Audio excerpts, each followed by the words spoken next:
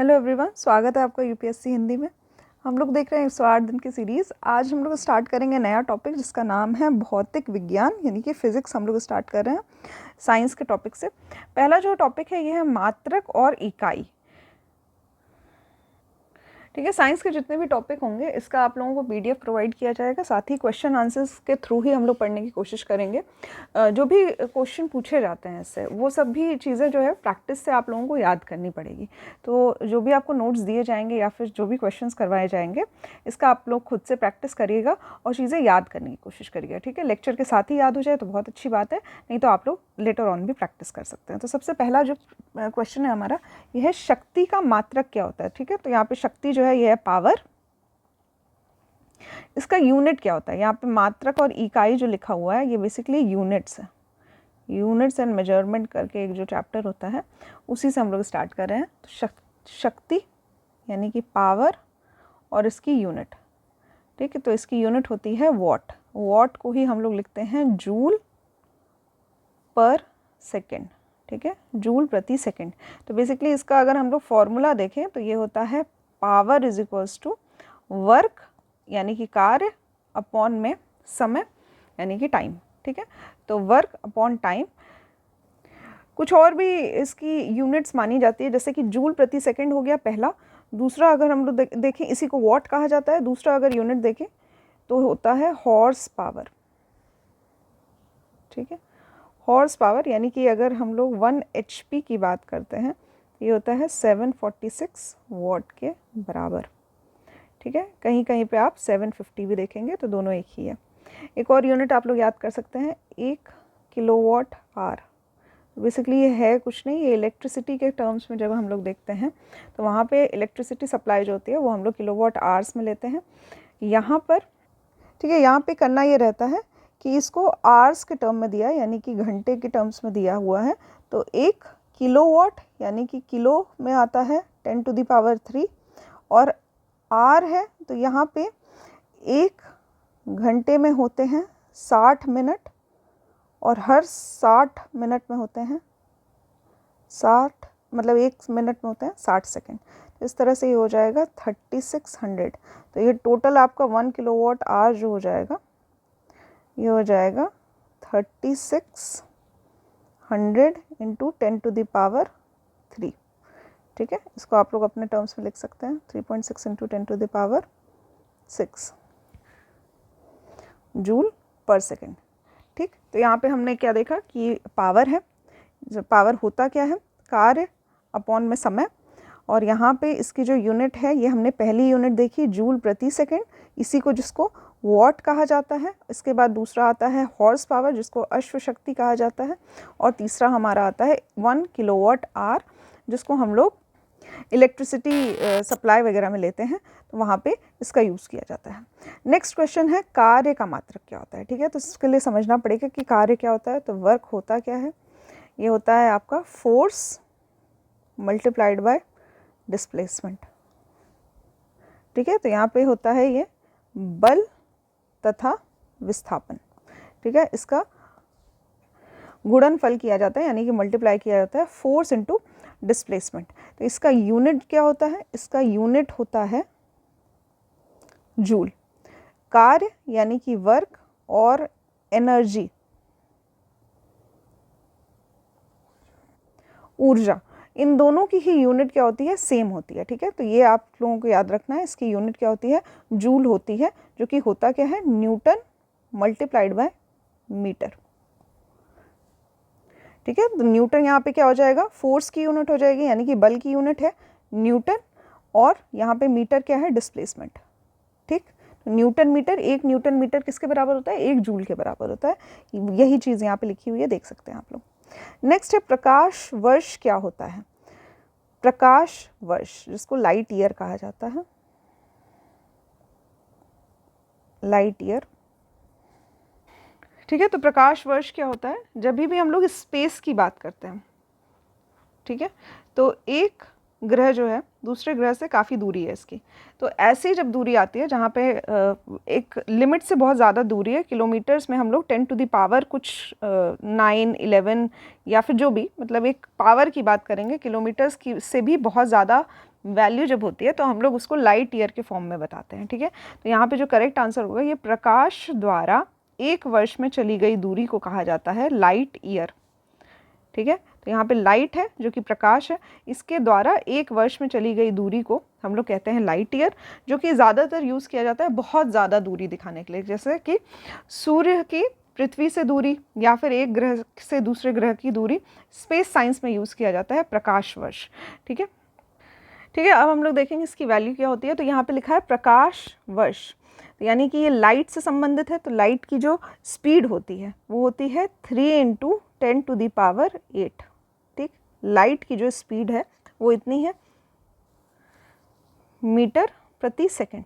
ठीक, अब हम लोग टाइम कर देखेंगे, तो ये एक वर्ष में चली गई दूरी, तो एक वर्ष में कितने दिन होते हैं, 365। ठीक, फिर एक दिन में कितने घंटे होते हैं, 24 घंटे होते हैं।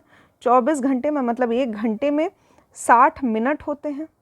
यहाँ पे देख सकते हैं ये डेज़ का हो गया दिन, ये हो गया आवर्स यानी कि घंटे, फिर इसमें होते हैं 60 मिनट, और 60 मतलब एक मिनट में होते हैं 60 सेकेंड्स। ठीक, इनको टोटल मल्टीप्लाई जब हम लोग करेंगे तो आएगा वो लगभग 9.46 × 10 टू द पावर 15 मीटर। अब इसको आप लोग याद कर सकते हैं। ठीक है, बार बार यही प्रश्न पूछा जाता है, प्रकाश वर्ष जो है किसकी इकाई है, किसकी मात्रक है, तो ये है दूरी की यानी कि डिस्टेंस की। नेक्स्ट आता है पारसेक। पारसेक ये किसका मात्रक होता है, किसकी यूनिट होती है। ठीक है, तो पारसेक जो होता है ये भी दूरी का ही है यूनिट, और यहाँ पे ये भी स्पेस में यूज़ किया जाता है, और स्पेस की जो सबसे बड़ी इकाई है, यूज़ की जाने वाली सबसे बड़ी इकाई है, उसको पारसेक कहा जाता है। पारसेक, एक पारसेक की अगर हम लोग बात करते हैं तो वो होता है 3.26 प्रकाश वर्ष के बराबर। मीटर में अगर बात की जाए तो 9.46 × 10 टू द पावर 15 मीटर एक प्रकाश वर्ष का होता है। ठीक, और प्रकाश वर्ष मैंने अभी आपको बताया, एक पारसेक जो है वो 3.26 प्रकाश वर्ष के बराबर है, तो इसी में हम लोग मल्टीप्लाई कर देंगे 3.262, तो ये क्या हो जाएगा, एक पारसेक जो हो जाएगा वो हो जाएगा लगभग 3.08 × 10 टू द पावर 16 मीटर के बराबर। ठीक है, इंपॉर्टेंट ये है कि ये किसकी यूनिट है, ये दूरी यानी कि डिस्टेंस की यूनिट है। एक अप्रॉक्सीमेट आप लोग याद करिए कि एक पारसेक जो होता है वो 3.2 प्रकाश वर्ष के बराबर होता है। एक प्रकाश वर्ष यानी एक लाइट ईयर जो होता है वो 9.5 × 10 टू द पावर 15 मीटर के बराबर होता है, और इसी तरह से एक पारसेक जो हो जाएगा वो हो जाएगा आपका 3 × 10 टू द पावर 16 मीटर के बराबर। ठीक है, ये सब डिटेल्स जो है वो आप लोग याद कर सकते हैं। नेक्स्ट आता है माप की कौन सी इकाई को 0.39 से गुणा करने पर इंच प्राप्त होता है। ठीक है, तो इसको भी डायरेक्टली आप लोग याद कर लीजिए। एक सेंटीमीटर जो होता है वो होता है 0.39 इंच के बराबर। ठीक है, तो यहाँ पे करेक्ट आंसर हो जाएगा सेंटीमीटर। नेक्स्ट क्वेश्चन है, एक नैनोमीटर क्या होता है। तो नैनोमीटर जो होता है वो मीटर की ही छोटी इकाई है, स्मॉलर यूनिट है। तो इसकी जब छोटी इकाई की बात की जाए तो 10 टू द पावर, तो यहाँ पे आएगा 10 टू द पावर -3, फिर 10 to the power -6, 10 to the power -9 होता है, 10 to the power -12, 10 to the power -15, ये सभी आपको पता होना चाहिए। तो यहाँ पे 10 टू द पावर -9 को कहते हैं नैनोमीटर। ठीक, ये नैनोमीटर वर्ड जो है ये अक्सर जब हम लोग एटॉमिक पार्टिकल्स की बात करते हैं, दो एटम्स के बीच की दूरी, या फिर एक केमिस्ट्री में यूज़ की जाती है ये सभी दूरी। तो यहाँ पे 10 टू द पावर -3 जो है इसको हम लोग कहेंगे मिली। ठीक है, मिलीमीटर। तो यहाँ पे मिलीमीटर क्या होगा, 10 टू द पावर -3 मीटर। फिर 10 टू द पावर -6 जो होता है इसको कहेंगे हम लोग माइक्रो। माइक्रोमीटर क्या होगा, 10 टू द पावर -6 होगा। और 10 टू द पावर -9 अभी मैंने आपको बताया नैनोमीटर होता है। 10 टू द पावर -12 जो होता है ये होता है पीकोमीटर, इसको पीकोमीटर कहा जाता है। तो एक पिकोमीटर जो होगा वो 10⁻⁻12 मीटर होगा। और इसके बाद 10⁻⁻15 आता है जिसको फर्मी कहा जाता है। तो एक फर्मी होगा 10⁻⁻15 मीटर। एक और आप लोग जान सकते हैं, ये इस पे क्वेश्चन बन सकता है, 10⁻18 जो होता है ये काफ़ी स्मॉलेस्ट यूनिट पाई गई है मीटर की, ये होता है एटोमीटर। ठीक है, एक और यूनिट होती है, इंपॉर्टेंट है, कमेंट बॉक्स में प्लीज़ बताइएगा 10⁻10 मीटर को क्या कहा जाता है। ठीक है, ये आप लोग आंसर कर सकते हैं कमेंट बॉक्स में। नेक्स्ट क्वेश्चन है, एक माइक्रोन की लंबाई प्रदर्शित करता है। ठीक है, तो यहाँ पे अभी मैंने आपको बताया माइक्रो या फिर माइक्रोन। तो एक माइक्रो जो होता है वो होता है 10⁻⁻6 मीटर के बराबर, और एक मीटर में होता है, एक मीटर में होते हैं 100 यानी कि 10⁻² सेंटीमीटर। ठीक, एक मीटर में इतने सेंटीमीटर होते हैं। अगर हम लोग इसको सेंटीमीटर में बदलें तो ये हो जाएगा 10⁻⁻4 सेंटीमीटर। ठीक, तो एक माइक्रोन होता है 10⁻⁻4 सेंटीमीटर के बराबर। करेक्ट आंसर हो जाएगा आपका ऑप्शन नंबर बी। ठीक है, तो यहाँ पे ये आपको एक तरह से कन्वर्जन जो है मीटर का सेंटीमीटर में, माइक्रोन का मीटर में, ये सभी आपको याद होने चाहिए। नेक्स्ट है, लंबाई की न्यूनतम इकाई क्या होती है। तो यहाँ पे न्यूनतम अभी तक मैंने आपको जो बताया है ये 10⁻⁻15 है, और जब ये प्रश्न पूछा गया था यानी कि 2005 तक यही सबसे न्यूनतम इकाई हुआ करती थी। करेंटली जो है वो 10⁻18 भी माना जाता है, तो इसको एटोमीटर। ठीक है, या भी मैंने आपको ये बताया। क्योंकि ऑप्शन में दिया नहीं गया है इसलिए सबसे छोटी इकाई जो सभी में दिख रही है ये है 10⁻⁻15, जिसको हम लोग कहेंगे फर्मी मीटर। अभी यहाँ पे मैंने आपको बताया है, फिर से बता रही हूँ, माइक्रोन यानी कि माइक्रो क्या हो जाएगा 10⁻⁻6, नैनोमीटर क्या हो जाएगा 10⁻⁻9, और आर्मस्ट्रॉन्ग क्या हो जाएगा। ठीक है, यहाँ पे जो एंगस्ट्रॉम है ये 10⁻⁻10 के बराबर होता है मीटर, ये सभी मीटर में।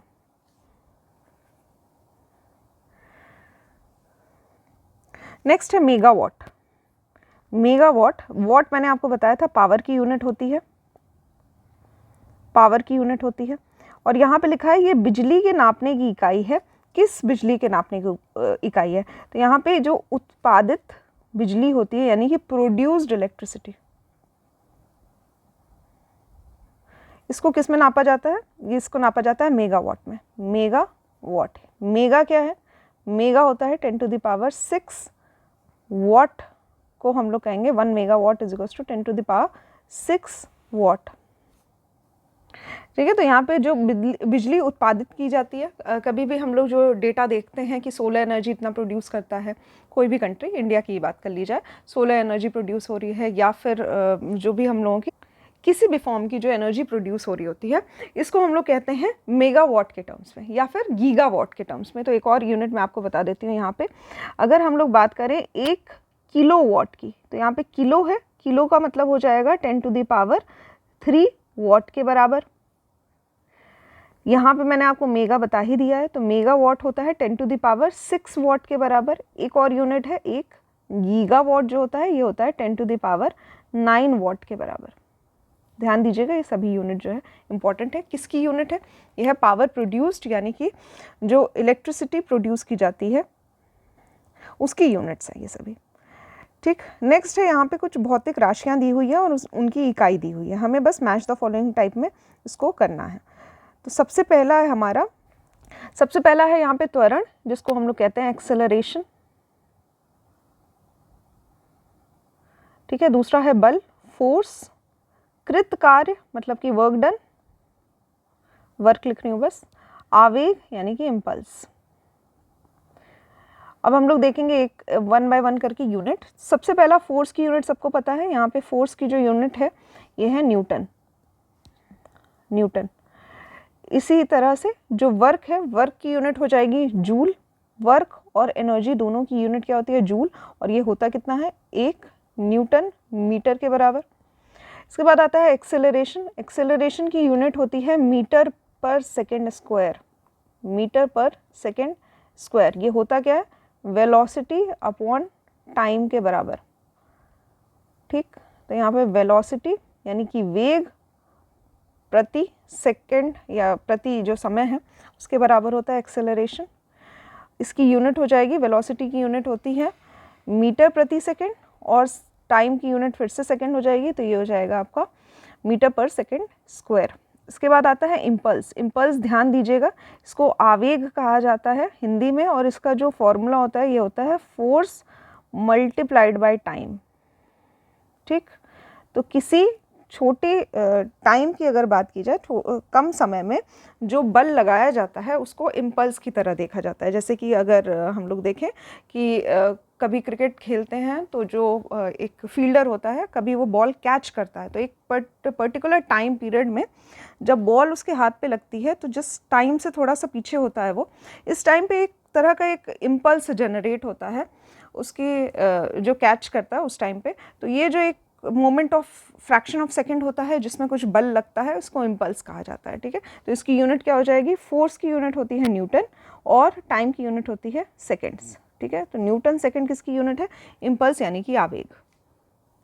नेक्स्ट क्वेश्चन है निम्नलिखित एसआई यूनिट।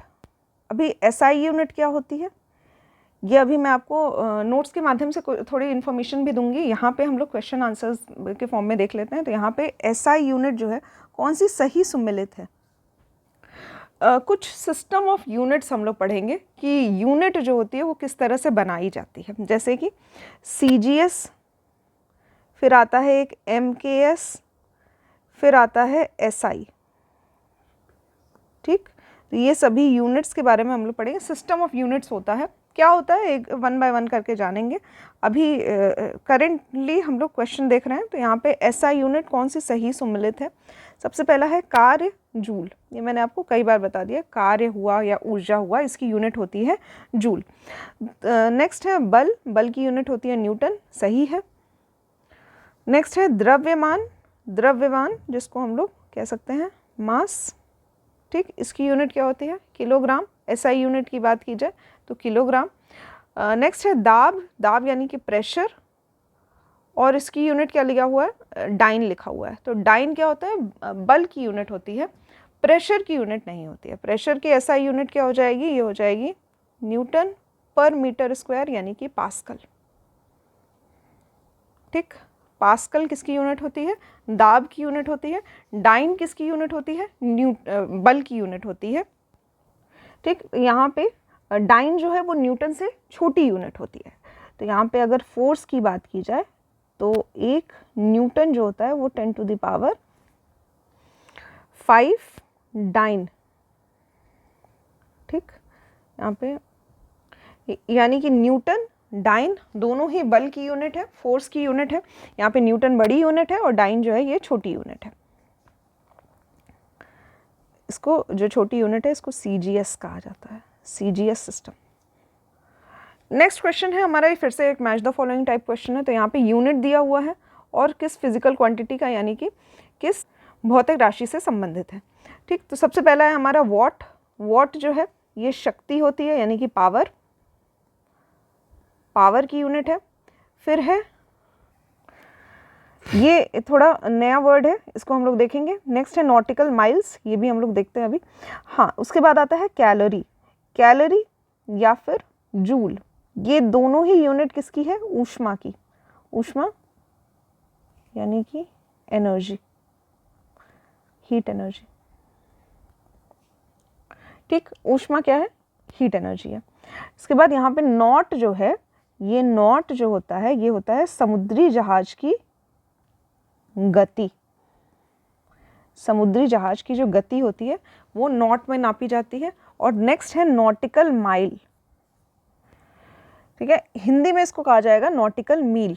तो ये क्या है, समुद्री जो जहाज होते हैं उसमें जब दूरी नापी जाती है, यानी कि जो समुद्री एरिया की जो दूरी नापी जाती है ये नॉटिकल माइल्स में नापी जाती है। तो इसका करेक्ट आंसर हो जाएगा नौ संचालन। ठीक है, यहाँ पे इसको आप लोग याद कर सकते हैं। एक नॉटिकल माइल्स जो होता है, नॉटिकल माइल, ये लगभग होता है 1852 मीटर के बराबर, यानी कि 1.852 किलोमीटर के बराबर। इम्पॉर्टेंट है, याद कर लीजिए। और यहाँ पे जो एक नॉट होता है नॉट, ये क्या है, स्पीड का, यानी कि समुद्री जहाज की गति है। तो 1 नॉट जो होता है वो लगभग होता है 0.514 मीटर प्रति सेकंड के बराबर। किसकी यूनिट है, स्पीड यानी कि गति की यूनिट है। ठीक है, तो इस तरह के क्वेश्चन जो है ये भी पूछे जाते हैं, इसको भी आप लोग देख सकते हैं। नेक्स्ट है, फिर से हम लोगों को सुमेल करना है। तो यहाँ पे दिया हुआ है जूल, यूनिट्स हैं ये सभी, इकाई दी हुई है, और इसके साथ ही कुछ दिया हुआ है फिजिकल क्वांटिटीज़। ठीक, तो joule, ampere, what, volt, calorie, इसको हम लोगों को सुमेलित करना है किसके साथ, धारा, सामर्थ्य, कार्य, विभवांतर और ऊष्मा। ठीक है, यहाँ पे धारा हो जाएगा, ठीक है, धारा यानी कि करंट, सामर्थ्य यहाँ पे पावर है, कार्य वर्क, विभवांतर जो है ये है पोटेंशियल डिफरेंस, पोटेंशियल डिफरेंस। ठीक, फिर आता है ऊष्मा यानी कि हीट, हीट या फिर हीट एनर्जी, इस तरह से। जूल जो है वो एनर्जी की यूनिट है यानी कि ऊष्मा, तो ये हो जाएगा जूल किसकी यूनिट है, हीट। फिर यहाँ पे एक और चीज़ आपको ध्यान देनी है, यहाँ पे कैलोरी भी दिया हुआ है। ठीक, अभी कैलोरी जो है ये हीट एनर्जी की यूनिट मानी जाएगी, क्योंकि यहाँ पे ऑप्शन में एनर्जी भी है और साथ में कार्य भी है। ठीक, तो यहाँ पे कार्य की करेक्ट यूनिट होगी जूल, इसको मैं करेक्ट कर रही हूँ फिर से। अगर ऑप्शन में नहीं दिया रहता तो हम लोग जूल भी कंसीडर कर सकते हैं हीट एनर्जी की यूनिट, थोड़ी बड़ी यूनिट है, कैलोरी छोटी यूनिट होती है। तो यहाँ पे सही जो क्रम आएगा वो होगा, कैलोरी का हो जाएगा ऊष्मा, जूल हो जाएगा कार्य का, फिर एम्पियर दिया हुआ है, एम्पियर किसकी यूनिट होती है, करंट की यूनिट होती है, धारा की, फिर वॉट हमने पढ़ा पावर की यूनिट, और वोल्ट जो है, वोल्ट ये हो जाएगा पोटेंशियल डिफरेंस यानी कि विभवांतर की यूनिट। नेक्स्ट क्वेश्चन है, कौन सा सही सुमेलित नहीं है, नहीं बताना है। ठीक, तो पहला है नॉट, नॉट हमने अभी देखा कि जहाज के चाल की माप होती है यानी कि गति की माप होती है, नॉट ये तो सही दिया हुआ है। नेक्स्ट है नॉटिकल मील, ये नौ संचालन के प्रयुक्त दूरी की इकाई है, ये भी सही है, अभी तुरंत हमने देखा है। नेक्स्ट है आंगस्ट्रॉन्ग, आंगस्ट्रॉन्ग जो है ये प्रकाश के तरंग दैर्घ्य यानी कि वेवलेंथ की इकाई है, वेवलेंथ।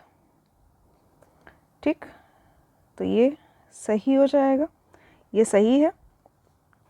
ठीक, मैंने आपको फिर से बताया था ये कि आंगस्ट्रॉन्ग जो होता है ये होता क्या है, 10⁻⁻10 मीटर के बराबर, और जो प्रकाश की वेवलेंथ होती है, यहाँ पे क्या लिखा हुआ है, लेंथ लिखा हुआ है, वेव की लेंथ, तो लेंथ है यानी कि डिस्टेंस है, डिस्टेंस मीटर में होता है, 10⁻⁻10 मीटर हो जाएगा, ये सही है।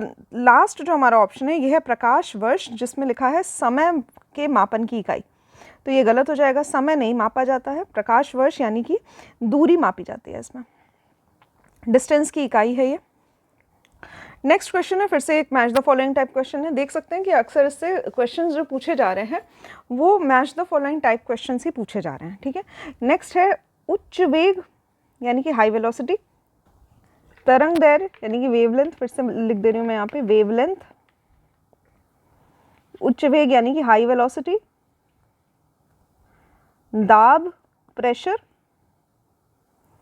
ऊर्जा जो है ये एनर्जी हो जाएगा।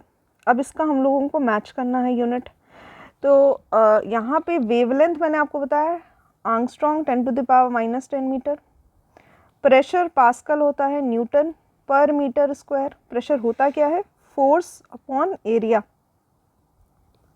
ठीक, बल अपॉन क्षेत्रफल, तो यहाँ पे फोर्स हो जाएगा न्यूटन, एरिया हो जाएगा मीटर स्क्वायर, फिर एनर्जी का होता है जूल, पहले ही बता चुके हैं। अभी यहाँ पे याद आपको रखना है कि हाई वेलोसिटी क्या होती है, मैक के फॉर्म में होता है, मैक नंबर भी पढ़ा है हमने, साथ में जो ये सुपरसोनिक या फिर हाइपरसोनिक इस तरह की चीज़ें जब भी हम देखते हैं तो हाई वेलोसिटी की बात की जाती है, तो यहाँ पे मैक के फॉर्म में इनकी स्पीड जो है वो दी जाती है। नेक्स्ट इंपॉर्टेंट क्वेश्चन हमारा, डेसिबल किसकी इकाई है, डेसिबल, डेसिबल, ठीक, पहला है प्रकाश की तीव्रता नापने की, दूसरा है ध्वनि की तीव्रता नापने की, थर्ड है भूकंप का कांतिमान नापने की, और इसमें से उपरोक्त में से कोई नहीं। तो यहाँ पे ध्वनि यानी कि जो नॉइज़ होता है इसको किस में मेजर किया जाता है? डेसिबल में मेजर किया जाता है। ठीक, तो यहाँ पे जो करेक्ट ऑप्शन है ये है ध्वनि की तीव्रता। नेक्स्ट क्वेश्चन है, फिर से हमें बताना है कौन सा सुमेलित नहीं है। नहीं है, ठीक। डेसिमल जो है वो ध्वनि की प्रबलता की इकाई है, सही है। अश्वशक्ति शक्ति की इकाई है, ये भी सही है। समुद्री मील जो है ये नौ संचालन की दूरी की इकाई है, सही है। सेल्सियस जो है ये ऊष्मा की इकाई है, सेल्सियस जो है ऊष्मा की इकाई नहीं, तापमान की इकाई है, तो यहाँ पे ये हो जाएगा टेम्परेचर, ऊष्मा की इकाई गलत हो जाएगा। क्वेश्चन है ऊष्मा की इकाई कौन सी नहीं है, तो यहाँ पे सेंटीग्रेड जो है ये डिग्री सेल्सियस या फिर सेंटीग्रेड जो होता है ये टेम्परेचर की इकाई होती है। कैलोरी, जूल, अर्ग, ये सभी क्या है? ऊष्मा की इकाई है, यानी कि एनर्जी की यूनिट है। ध्यान दीजिएगा यहाँ पे अर्ग जो है, अर्ग 1 अर्ग इज इक्वल्स टू होता है 10⁻⁻7 जूल के बराबर, ठीक है। अर्ग जो है वो एनर्जी की छोटी यूनिट मानी जाती है। दूसरा, अगर हम लोग कैलोरी की बात करें तो एक कैलोरी जो होती है ये होता है 4.18 जूल के बराबर। ये दोनों ही काफ़ी इंपॉर्टेंट है, इसको याद कर लीजिएगा। नेक्स्ट क्वेश्चन है निम्नलिखित में से कौन सा एक सम्मिलित नहीं है। फिर से हमें बताना है कौन सा सम्मिलित नहीं है। पहला है लेंस की क्षमता, डायोप्टर,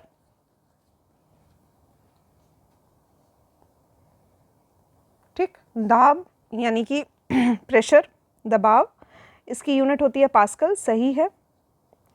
फिर रेडियो एक्टिविटी, पदार्थ की जो सक्रियता होती है ये क्यूरी में नापी जाती है, ये गलत है। बेसिकली ये क्यूरी जो है, मैडम क्यूरी ने इसकी खोज की थी, यहाँ पे इसको नापा जाता है बैक्वेरल में, ठीक। तो यहाँ पे अभी मैं बताती हूँ आपको। नेक्स्ट आप लोग नेक्स्ट ऑप्शंस देख लीजिए। यहाँ पे जो ऊष्मा है ये जूल है, सही है। लेंस की क्षमता याद रखिएगा डायोप्टर में नापी जाती है, ठीक है। जो पावर ऑफ लेंस होता है, पावर ऑफ लेंस, ये डायोप्टर में नापा जाता है। प्रेशर पास्कल होता है। रेडियो एक्टिविटी ध्यान दीजिएगा यहाँ पे बैक्यूरल, जिसको शॉर्ट में लिखा जाता है BQ, इसमें नापा जाता है, ठीक है। रेडियो एक्टिविटी जो है ये बैक्यूरल में नापी जाती है, तो यहाँ पे करेक्ट कर लीजिए इसको। बाकी सभी यूनिट जो हैं ये करेक्ट हैं। नेक्स्ट इंपॉर्टेंट है निम्न में से कौन सा सही है, ठीक। तो यहाँ पे विद्युत विभव जो है इसके संदर्भ में कौन सा कथन सही है। सबसे पहला कथन जो है यह एक अदिश राशि है, यानी कि स्केलर क्वांटिटी है। और नेक्स्ट है यह एक सदिश राशि है, यानी कि वेक्टर क्वांटिटी है।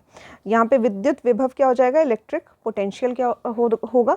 इलेक्ट्रिक पोटेंशियल क्या होता है? किसी पर्टिकुलर पॉइंट की अगर बात की जाए, अगर इस पॉइंट पे हम लोग इलेक्ट्रिक पोटेंशियल निकाल रहे हैं तो माना जाता है कि अगर हम किसी इलेक्ट्रिक चार्ज को, जैसे कि पॉजिटिव कोई चार्ज है, इसको अगर हम किसी बहुत ज़्यादा बड़ी दूरी से, यानी कि इन्फिनाइट दूरी से जब हम यहाँ तक इस पॉइंट तक लाते हैं तो उसमें जितना कार्य किया जाता है उसको हम लोग इलेक्ट्रिक पोटेंशियल कहते हैं, और ये एक स्केलर क्वांटिटी है। तो आपका ऑप्शन नंबर ए जो है ये करेक्ट हो जाएगा, ठीक। यहाँ पे एक्सप्लेनेशन में भी दिया हुआ है, किसी बिंदु पर जो विद्युत विभव होता है वो क्या होता है, तो एक धन आवेश यानी कि पॉजिटिव चार्ज को अनंत यानी कि इन्फिनिटी से उस बिंदु तक लाने के लिए किए गए कार्य के रूप में इसको परिभाषित किया जाता है। तो यहाँ पे ये हो जाएगा आपका इलेक्ट्रिक पोटेंशियल।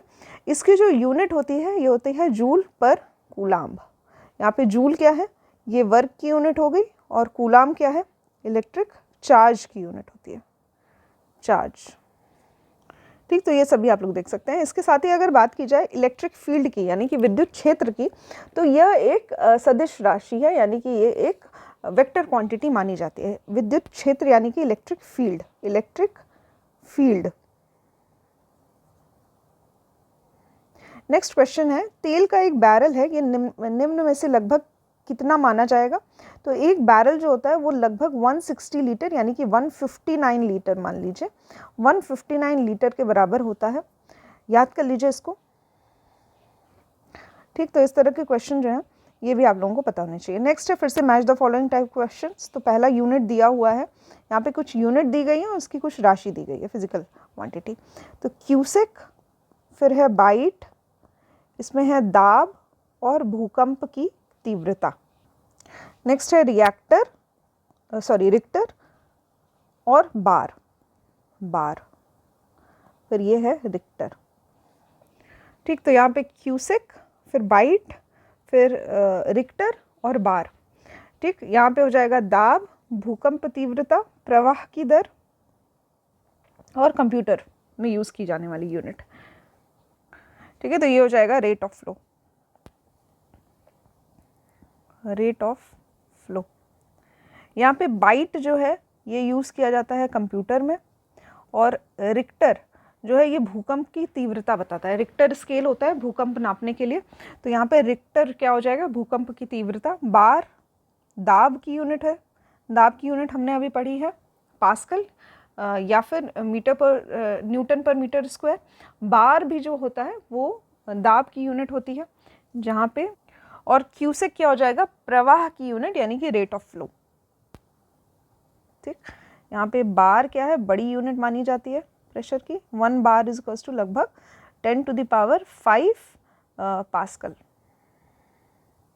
याद रखिएगा इसको, 1 bar is equals to 10⁵ pascal के बराबर होता है। ठीक, नेक्स्ट है डॉब्सन जो है ये किसकी इकाई है, तो ये डॉब्सन जो है ओजोन सांद्रता जो है वो नापी जाती है डॉब्सन में।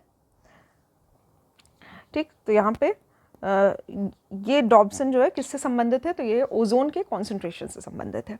यहाँ पे जो भी मैंने आपको यूनिट्स बताई है, जिस तरह भी के भी क्वेश्चंस हमने सॉल्व किए हैं, इस पे जो भी आप लोगों को फिजिकल क्वांटिटीज़ या यूनिट्स के बारे में पता चला है, ये आप लोग याद रखिएगा, क्योंकि इस पे बार बार क्वेश्चन पूछे जाते हैं और इसी तरह के क्वेश्चन जो है वो पूछे जाते हैं। नेक्स्ट जो हमारा टॉपिक है ये है मापन यंत्र और उसके पैमाने। ठीक, ये है हम लोग नेक्स्ट टॉपिक हम लोग स्टार्ट करेंगे नेक्स्ट लेक्चर में। हम लोग देखेंगे आज के यूनिट में आज के चैप्टर में मैंने आपको जो भी इकाई बताई है ये आप लोग ध्यान से पढ़ सकते हैं। अभी PDF के फॉर्म में भी मैं थोड़ा आपको टॉपिक्स जो है वो डिस्कस कर दे रही हूँ। ठीक है, तो हमारा जो टॉपिक है ये है मेजरमेंट या फिर यूनिट, तो मापन या फिर मात्रक।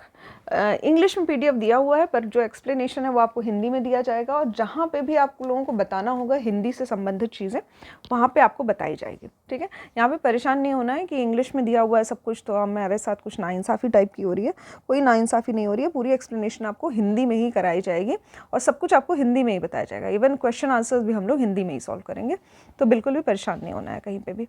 तो यहाँ पर क्या होता है, यूनिट की अगर हम लोग बात करते हैं तो कभी भी कोई चीज़ जब नापी जाती है तो क्या होता है कि एक फिजिकल क्वांटिटी को किस तरह से लिखा जाता है। तो अगर मैं आपसे कहूँ कि एक ए डिस्टेंस है, ए कोई पॉइंट है और बी कोई पॉइंट है, इसके बीच की जो दूरी है वो है लगभग 10।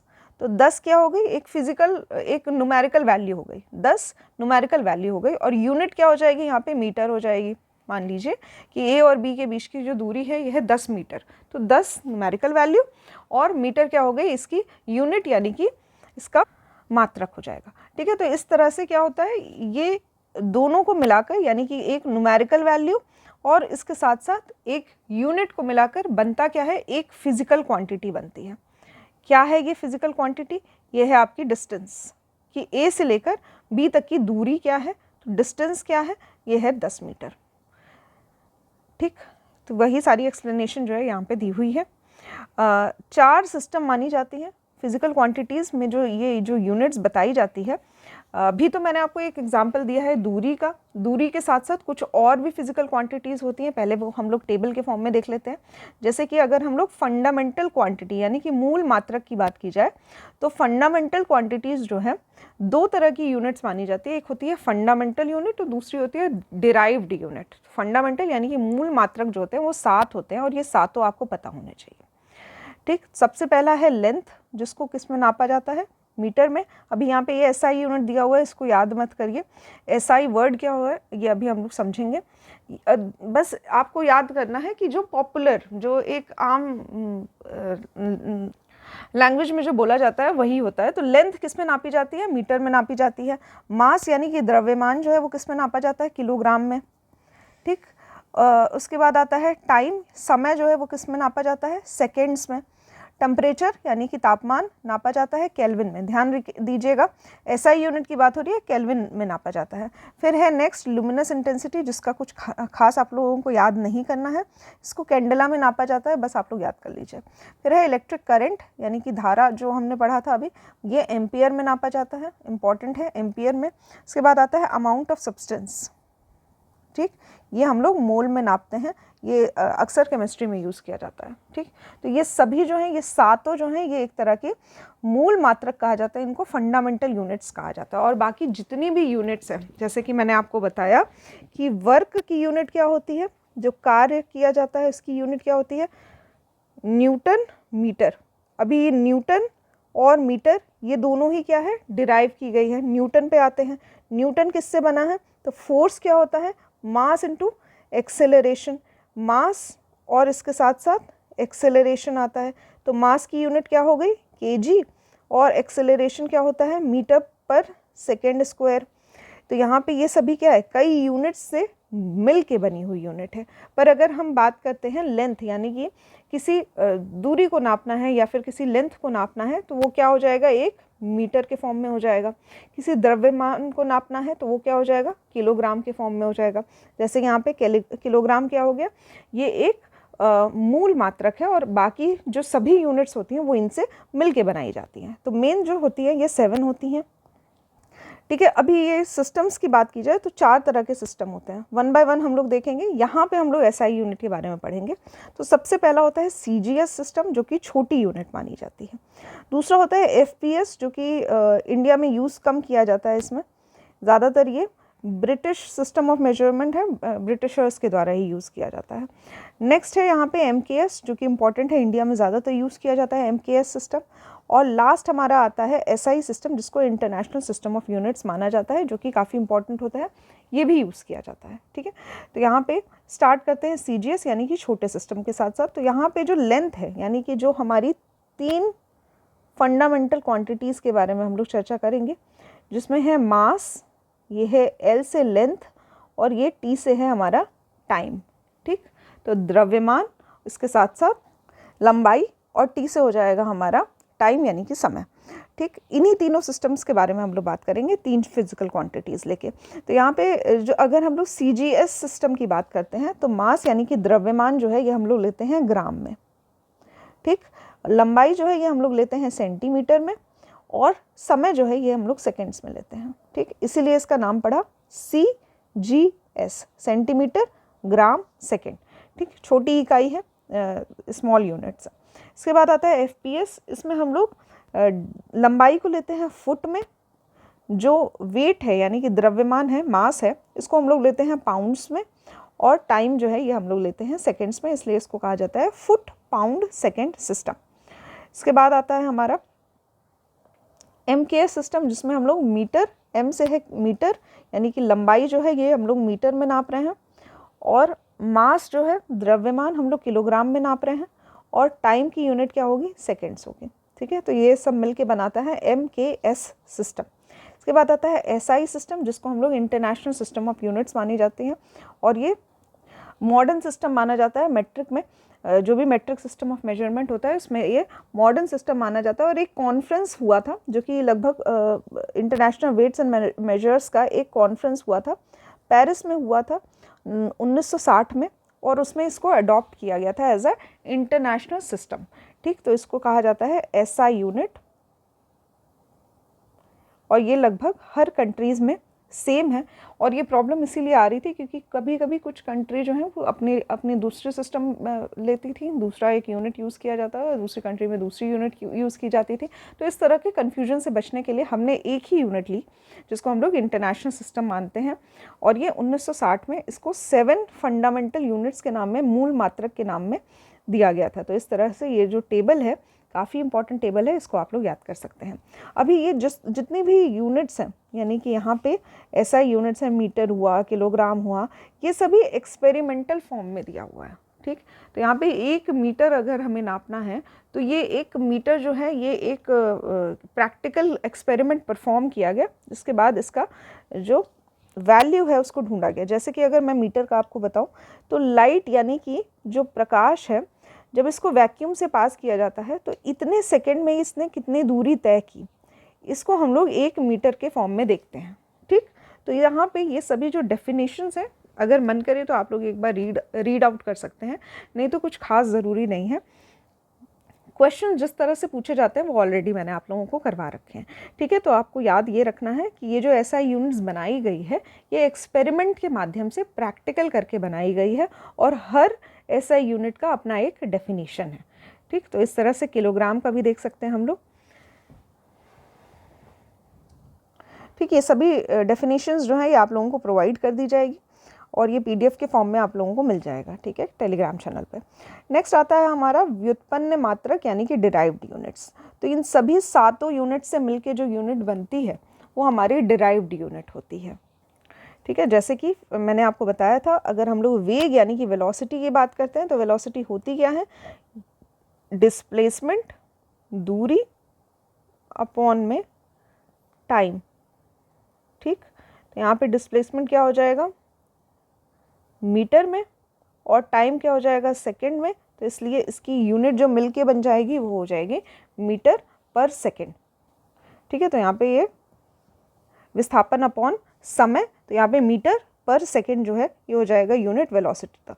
तो यहाँ पे मीटर पर सेकंड क्या है, ये एक डिराइव्ड यूनिट है, किसी एक यूनिट से मिलके नहीं बनी है, दो यूनिट से मिलके बनी है, मीटर और सेकंड। तो यहाँ पे ये इसको कहते हैं व्युत्पन्न मात्रक, ठीक। तो ये जो भी पीडीएफ है यहाँ पे जिससे भी पढ़ाया गया है आप लोगों को टेलीग्राम चैनल पर प्रोवाइड कर दिया जाएगा। आज के लेक्चर में जितना भी मैंने आपको पढ़ाया है, जितनी भी इकाई मैंने आपको बताई है, जितनी भी मात्रक हमने पढ़े हैं, ये सभी आप लोग रिवाइज कर लीजिएगा। और जिस तरह के प्रश्न पूछे जाते हैं, बार बार match the following type question हुआ या फिर सिंपल ऑब्जेक्टिव टाइप क्वेश्चन हुआ, किस तरह के प्रश्न होते हैं ये सभी मैंने आपको बता दिया है, ठीक है।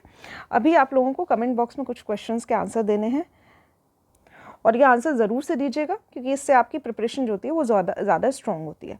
सबसे पहला क्वेश्चन है आपका कि एक प्रकाश वर्ष जो है, एक लाइट ईयर जो है वो कितने किलोमीटर के बराबर होता है,